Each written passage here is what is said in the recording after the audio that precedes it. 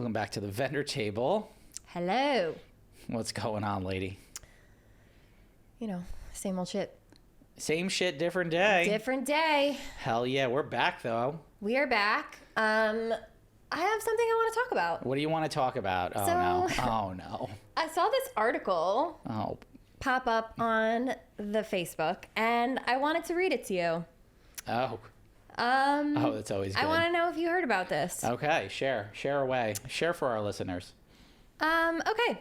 So, a police officer was hospitalized after being bitten by the brother of the bride after a wedding on Long Island, New York, descended into a mass brawl on Monday. This was on Long Island. This is on Long Island, yeah. Oh, I heard about this.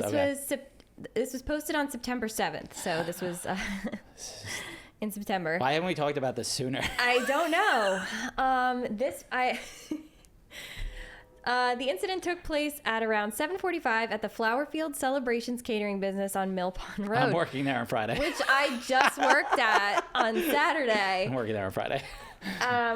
Dozens of officers from multiple departments responded to the violence, which reportedly began after an uninvited guest turned up at the event. Who do you think it was? Ex-girlfriend or boyfriend. Ooh, hold on. Whilst. Like, why wouldn't they just say while? Whilst police attempted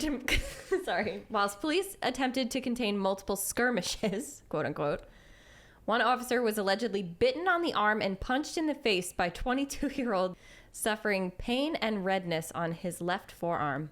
Wow. Sounds like a bitch. Wow. Right? I'm not trying to hate on this police officer, but like, you got bit by a 22-year-old and you're redness. I mean, they do a hard job. They have a hard job. Listen, I love y'all. Like, I give you they discounts. Have a hard job. You get 10% off any contract with me. But yeah, I give police officers a discount. Don't be a bitch. Like, come on. I'm talking to you. That's insane, though. Okay, so the dude, an uninvited guest. He was charged with second-degree assault. Okay, so an Dude, uninvited guest. You assaulted a police officer. So wait, an uninvited guest came to the wedding. Yeah. Okay, which then caused a skirmish. Which then caused the brother of the bride. Yes. To bite a police officer. Matt, did you do video on this one? Because that would have been awesome. That would probably be the most insane thing to see on a wedding day. That wedding was lit. That wedding was lit. Could you imagine? Like, okay, as a photographer, could you imagine that you see a brawl just happening, unfolding in front of you? What's the first thing you do? Oh, I'm clicking. I'm just straight up clicking. It's like these are making the news. Yeah. I'm still hit and go. You know? Like, we're still working. I'm still going. We're still working. But like, bold move, biting a police officer. My first reaction to seeing a police officer approaching me is to instantly sit the fuck down. Yeah. You know? If I see headlights or if I see the lights in my rearview mirror, I'm like, hide the drugs. I don't do drugs. Like, what? You know, like, you're looking at all the things. What could I possibly be doing wrong? Like, what am I doing wrong? What am I doing? Am I speeding? I'm going like 20 under the speed limit. Like, but you're still scared, right? You're always scared when you see a police officer. For no reason. Yeah. Am I smuggling people? Like, no. Yeah. Of course not. I'm not doing anything wrong, but I'm still scared. That's Ever. But, you know, I guess his first instinct was to bite one. I mean, obviously, you have to think alcohol or other things were, you know, involved here, like where they were. How drunk do you think you'd have to be to bite a police officer, Mike? Wasted. Like, beyond. I couldn't even concentrate. I can't even concentrate on this because of the fact that, like, I don't even think even if I was blackout, don't even remember where I was, I don't think that's my first instinct is to bite somebody. Go to sleep. Yeah. That was probably, like, the vendors there probably had a great story to walk away. I wonder who the vendors were there. I wonder if anybody had, like, you know, like, I wonder. We probably know some of the vendors that were there. I wonder. I mean, I was just there on Saturday. I like wonder if some venues, like, staff, like, see more action than others and, like, have little binoculars on hand. They definitely do. They have their cell phones ready. You know they do. Like, yeah, like ready to go. See this shit over there? I'm always like at a wedding. I'm always wondering if there's gonna be a brawl breakout. Like you just kind of you could kind of tell. You could feel it in the air. You feel a little tension in the air, or like, you know, like you hear some things like it's like, oh yeah, that guy's a pussy or something like that. You hear like somebody say that, and you're like, ooh, okay, let's keep an eye on this one. You know, I've seen. We mentioned this before. We've seen a couple fights. Like I've seen fisticuffs like one time, but I've never seen like a brawl on a wedding day, like where the cops had to come in and a cop got bit and all that. You'll get serious when the cops show up. Yeah, that's insane. Like if I had to give witness statements and stuff like that, like I'd be like, this is cool. Surrender your photos to like. Yeah, I've never actually seen a cop show up at a wedding I've worked, and I've seen paramedics show up before, but like not cops. Yeah, not to like, you know. Bro, like the cops are here. You're gonna go bite one? And then you just assaulted a police officer. Like, you fucked, man. That's not good. That's wild. And it happened here. Here. Yeah. Gotta love Long Island. Yeah. Long Island trash. There we go. We have it too. You know, we have it too. Well. You know. All right. So that was. Yeah, we'll bleep out the name. What were we supposed to? I shouldn't have read that. I mean, it's in Newsday. Speaking of Long Island venues. Yeah. Actually, just speaking of venues in general. Venues. Let's just talk venues in general. Did you see this? Like, there's a venue that actually has do not work with this vendor list. I just saw that today. Yeah. Did you see that? I did. Yeah. That's unreal. A venue has an open list of saying like these are vendors that we don't want to work with, or you should not work with. You're fucking telling on yourself, guys. And you put it out on your Instagram. You put it out there like this negativity like that. Like there's venues we don't fucking want to work at. Yeah. But like we don't put that out into the world. We don't tell our clients, "Oh, I fucking hate working here." Yeah. You know? That's just bad form. You don't say it out loud. Those are intrusive thoughts that should have just remained internal. Like, you don't let that out into the world. If you're the banquet manager, one, you're a real douchebag. Number one. Okay. Number two. Okay. Those are things when you present the packet to somebody and you say, because I got married at a venue and they present you with this packet and it says like, here's our preferred vendors. Add a page that says these are blacklisted vendors that we will not admit to our venue. Okay. Keep it private. Keep it to the couples. The couples know, and that's it. But you're going to be a D-bag and put that public list out there, okay? Yeah, you're a dick. That's straight dick.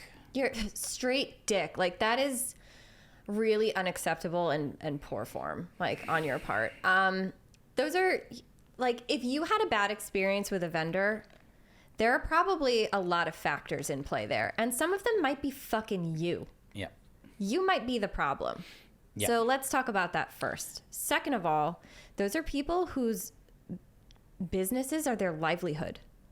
Yeah, and I'm going to take a step back from that too, because maybe the vendor was wrong here. Maybe the vendor was wrong. Maybe they were difficult to work with. I'm just judging by the tone. The tone. Okay. Maybe the vendor was in the wrong here. Okay. We don't know any side of the stories like whatsoever. We just saw this public post that was a listener shared with us, right? It's not from our region or anything like that, but kind of.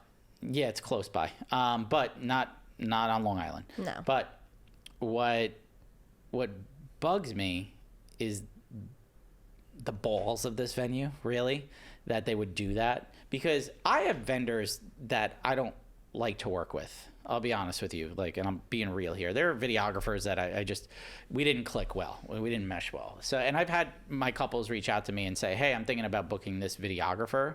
And I'll politely say to them, hey, like, we're just different styles.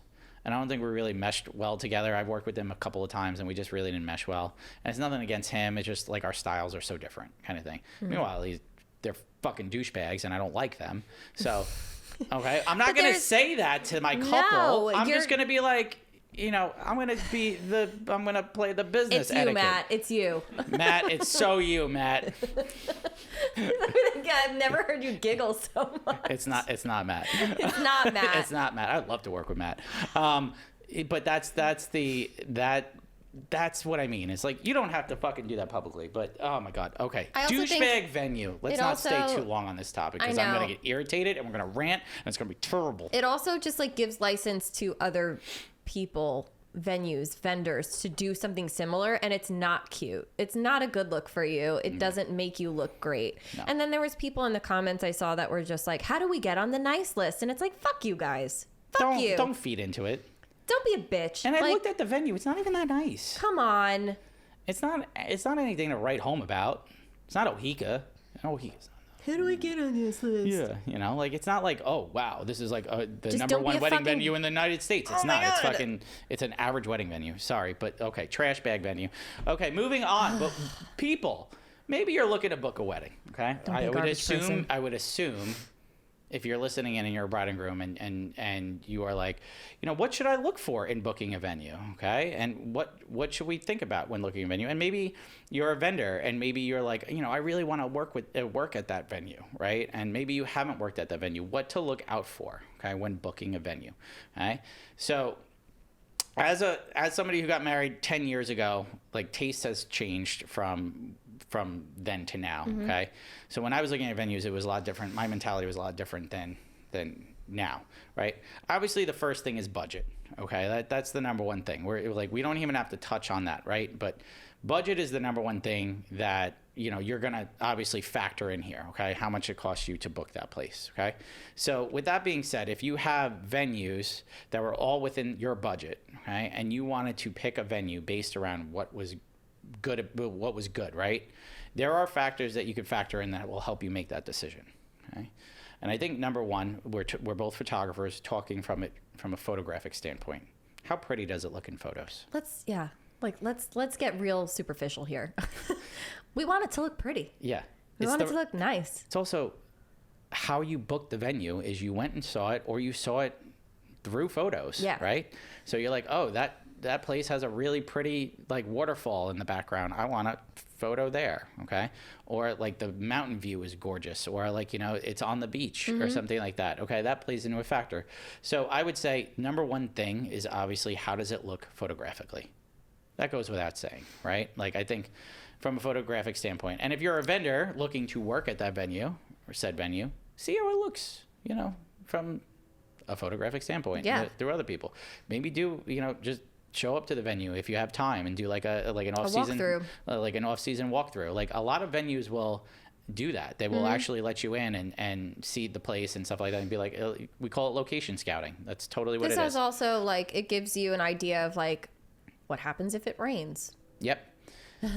You know, does it have a space for a contingency plan, assuming the weather goes in the shitter? You know, do you have other areas to shoot? And this is really just from like a photographer or videographer standpoint. But like, it also is also like the ceremony. Like, are you going to be able to have your ceremony outside or inside? Is it going to be crammed into a little room? That's, you know, you have to always look at that contingency plan, right? Like, we would all love to think that it's going to be sunshines and rainbows on our wedding day, but as we've all seen over the last 8 weeks, 15 out of 19 Saturdays it's rained on, and that's forced a lot of venues, a lot of couples to have that what was supposed to be their outdoor ceremony indoors, and it might not have been what they wanted. And like, when you pick a venue, you might be like, oh my God, the ceremony space outdoors is so beautiful. Okay, when you're looking at that, also look at what is the indoor space like, just in case. It's just in case. And it might be a 10% chance it's going to rain. Maybe you get married in peak July or something like that, okay? But maybe it's supposed to rain right around the time of your ceremony, okay? And they'll have to make that call. And the venue's going to say, we got to make that call like an hour in advance because we got to set the chairs up and all that stuff, right? So it might move things inside, even if it's a beautiful day all day, whatever, right? We've had weddings where it's rained for spurts and stuff like that, and it might have been during your ceremony time. So just looking, I should say, at the space, but looking also what's the backup plan in case it does rain, right? And that's the number one thing you could do as a couple is have a backup plan. Is look at that. What's the contingency plan for the venue? That's important. Like, when you're looking at the space, to not, you know, I think to not fall in love with one or the other, but to fall in love with both. So like if the outdoor space is gorgeous, but the indoor space is also equally as gorgeous, that you'd be happy with having your photos inside or outside. Yeah. Something to marry, you know? But if you're super in love with the outdoor space and you look at the inside and you're like, meh, maybe look at another venue and check it out and find the one. Yeah, never just look at one venue, by the way. Don't settle. Don't settle on one venue. Even if you think it's the venue for you, is the first venue you looked at, look at others. Just get an idea of what others offer, and then that way it will make you appreciate that venue that you love even more, or maybe it will open your eyes to other venues, you know? So that's a good way to look at it, is look at other venues and stuff like that, like venue shop. Like I think I looked at 15 venues with my wife, like when we were looking and stuff like that. That's a lot. It was a lot. I looked at Town Hall. Yeah. You saved a lot of money on your wedding. I did. Look at it that way. Just look at it that way, okay? But okay, so we got that right from a photographic standpoint, right? The number two thing I think is look at how your venue could be customized, okay? Because certain venues do limit your customization options, okay? They will not allow certain, let's just say, maybe you want square tables, okay? Maybe the venue is only set up for round tables, but this is like something you're particular about, okay? You have to talk to them about that stuff. Like if you have a vision in your head and maybe it's not something that they show, you need to talk to them about that. Yeah. So like I like we shoot at the Vineyards a lot, right? And the Vineyards is a beautiful location here on Long Island. It's one of my favorite venues to shoot at. And they have so many customization options. It's crazy. I've seen that room packed. It's not a gigantic room. I think it like really holds 150 people comfortably. But I've seen that venue push to like 200 plus people, and it's really tight when you have that many people. But they give you the options to do that. They have like options to customize the room with like, you know, beautiful like drapery and like leaves hanging from the ceiling and stuff like that. And they give those options like hanging string lights and things along those lines. So those things, like, you know, they offer. But some places you'll want to do that for, right? Like maybe like you see this room, or your planner sees this room, and they'll be like, you know, you could do this, this, and that. The venue might just tell you flat out, no, you can't. Yeah. So you need to do that from the get-go, or if you're working with a planner or coordinator, you need to have them ask that question, like, how much can we customize this place? Right. Like, how much can we change this to my liking? So ask that question as a couple, because it's a smart question to ask. Yeah, you'll be surprised where you'll be fully expecting to do something, and then you do your site walkthrough, and they'll be like, "Oh no, you can't do that. What are you talking about? Like, no, that's not acceptable." Anything. Yeah. I think one of the other important, very, very important things to talk about is like how a lot of venues will do multiple events at the same time. Yep. So I wouldn't say, I mean, there's some that there's like 1 or 2 events, and then there's some that have like 5 that go on at the same time. And when you're going to the venue, you have to ask this question, and it's, am I going to be allowed to shoot everywhere that I want, whenever I want? It's a great point. Keep going. I love it. Because in some of these, like what we call wedding factories, where they have multiple events going on at the same time. There's a few on Long Island that still do this. They don't want brides to ever cross paths. So while you may have booked this venue because you saw like certain areas of the venue that you wanted to take photos in, you might not necessarily be allowed to go there in the time that you have your photographer to do it. There might be another bride in that spot when you're looking to do it, and we can't make them leave. And you're shit out of luck. And you're SOL. And you book that venue for this space, and you can't even take photos in it. Access it. That's right. And I've seen that happen firsthand, by the way, because my wedding venue where I got married at, right, we knew the manager of the venue. And the manager of the venue basically said, we have free reign to the whole place, right? Like the only other event going on, and it was a factory. I got married at one of Long Island's like wedding factories, right? Like there was 2 other events going on. They were Sweet 16s, but they basically said, you know, like you have free reign to this place, right? Like we knew the manager, he was great to us and all that stuff. So we got to access the entire grounds, which were beautiful, these gorgeous grounds, right? Now, I shot a wedding there a few years ago at the same venue. I've always wanted to shoot at my wedding venue, right? And like I knew it was a factory going into it, and it was like 8 years after my wedding day. I went there and I shot a wedding there, and no joke, they gave us basically a square of grass. You got like a 25-foot square. That was the size of this table. They were like, yeah, you can do photos here. I was like, what? You can do nowhere else. That was it. What? Yeah. I'm like, are you shitting me? Yep. And the couple had no idea.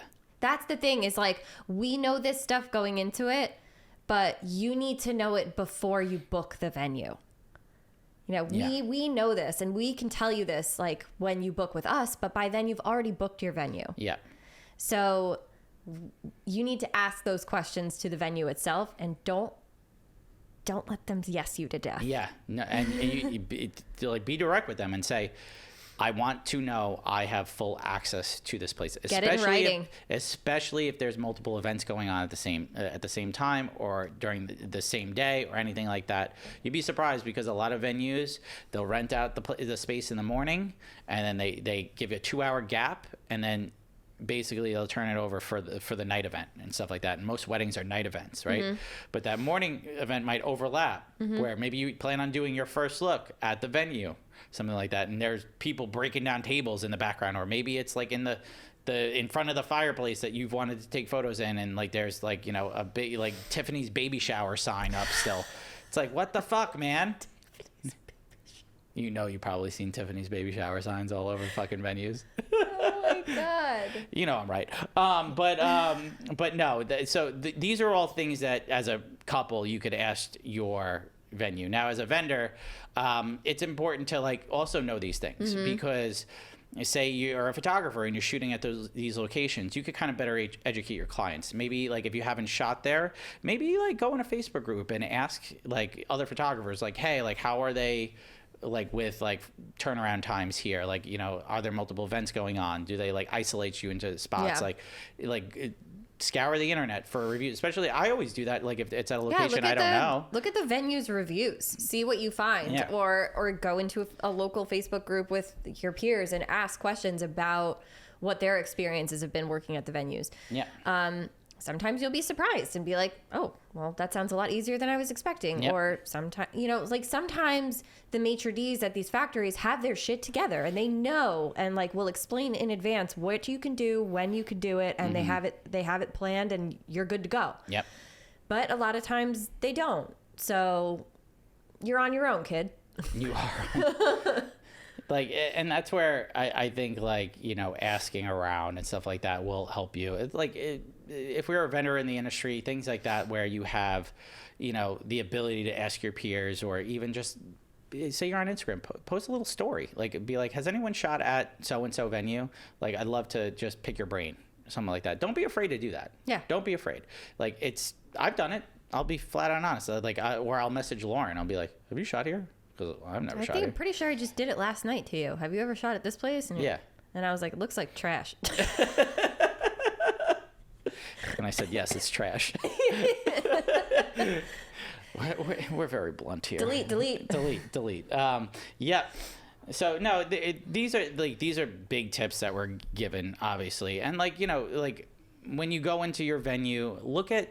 I think we touched on this earlier, but look at everything that the venue offers, but also look at their backup plan, okay, for weather. Look at the venue's backup plan for weather.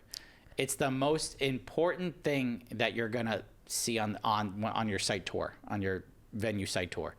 See where you're gonna do your ceremony, if it's gonna be indoors. See where your cocktail hour is gonna be. If you had this beautiful garden cocktail hour that was supposed to be planned, all right, what if it's raining? Where's your cocktail hour gonna be? Is it gonna be crammed into a, you know, small little room that's like, you dark hallway for 200 people? You know, like, find out, see where it's gonna be.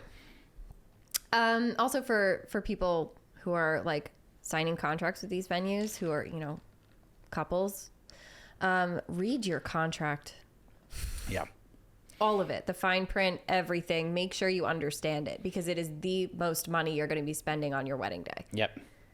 So make sure you understand what you're signing up for. Yeah. And, it's funny you say that too, because I had a couple that, and they gave me permission to share the story, but they're getting married at a venue that's not a wedding venue. Okay. And this is the other thing. Like, say you're looking at venues that aren't wedding venues. Maybe maybe it's you're renting an art museum or even you're renting a house or a field somewhere. Is the Suffolk Theater a wedding venue or is it a theater that is? I don't know. I've never shot there. Do you know that, Matt? I don't know. Never shot there. I've never shot there, but it looks awesome. A theater. It looks fucking cool, but I don't know if it's marketed as a wedding venue or if it's just a... There's venues that kind of do events, right? Like we shot at the TWA Hotel, which it's not a wedding venue, but it's an event venue. Yes. So they do weddings, but they also do events. So I had this couple that they're getting married at a place. I'm not going to say where they're getting married, but... Essentially, what happened was 2 months before their wedding day, the venue calls them and says, hey, we booked another event the day of your wedding. It took priority, and we're going to refund you. Could you imagine that? My couple is the sweetest couple in the world, by the way. They are the nicest fucking people in the world. This I know. Okay? The nicest people in the world. Yeah, Lauren, talk to them. Yeah. But legitimately the nicest people that don't deserve that. And the place where their wedding is being hosted basically said, well, we had to cancel. That's what are we going to do kind of thing. So my couple then has to scramble, who they sent out invitations, stationery with their date on there. Mm-hmm. That is now canceled, right? And they were able to rebook the venue at a steep discount because, the venue owed them that. Fuck yeah. Okay, owed them that they should have did that, but they were able to rebook for another weekend, and thankfully, giving them a lot of money back towards their day and everything like that. But how fucked up is that, right? So if you are getting married at a place that's not a wedding venue, look at your contract, very detailed, right? And make sure... it doesn't even matter if it's not a wedding venue, but it especially matters if it's not a wedding venue. Exactly. Read your contract. Read your contract. Make sure you are locked in for that date. Make sure they have no outs for that date, okay? And they can't just cancel on you, or if they have to cancel for some reason that's like beyond an act of God, that you could be refunded a significant, if not all your money back, because that is absolutely unacceptable that a venue could do that. We all saw what happened during COVID with the venues and everything, and it was just an utter shit show. Yeah. People were not getting money back, but venues couldn't.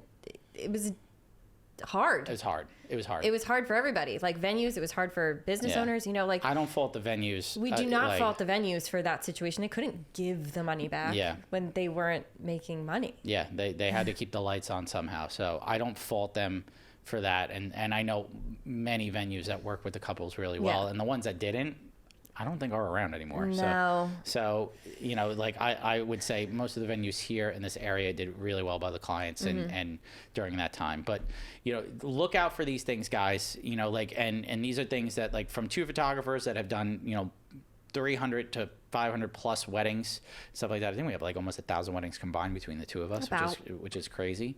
We have a lot of experience in this stuff. We know what to expect when going into venues, even venues we don't know.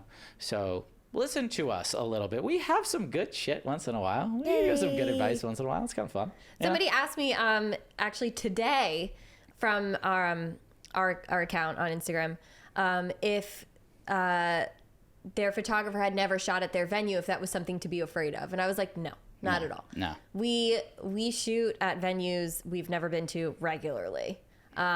Mike is shooting a wedding in Ireland next year, right? Yeah. I did a wedding in Tulum, Mexico earlier this year. I shot in Pennsylvania this year. We've shot at many venues that we have never been to before, and we do just fine. In fact, I think it gets me more creative to shoot in a place that I've never been before. It makes us so excited. Yeah, it gets me so excited. It gets me going. Oh, yeah. That's a little too sexual. Give me anything off of Long Island and I'm like, oh, yes, yeah. Daddy. We get excited about the dumbest shit. Really I don't think that's dumb. I think that's very appropriate. I do get very excited when I'm able to shoot it at a venue that's not on Long Island. Like, ooh, yeah. Or it's a dream venue. I can't wait to shoot in Ireland. Oh my God. That's gonna be really good for you. I know. The guy obsessed with green. Oh God, green. Oh God, I can't wait. It's gonna be so exciting. Okay. All right. Well, this was a fun one. Mm-hmm. Lauren. I'm gonna make a point of trying to say "daddy" in every episode from now on. Just put it in there somewhere. Yeah. Oh, Lauren, where can they find you? You can find me at LaurenO'BrienPhoto.com and Lauren O'Brien Photo on TikTok and Instagram. My personal account is The Feral Photog. And Mike, where can they find you? At Michael Cassara Photo on Instagram, TikTok, as well as my website. And guys, you could find us at the Vendor Table Pod on Instagram, TikTok, as well as YouTube. And our Facebook group. And we have so many things. We have so many things. All right. Well, guys, we'll catch you next time. Okay, bye.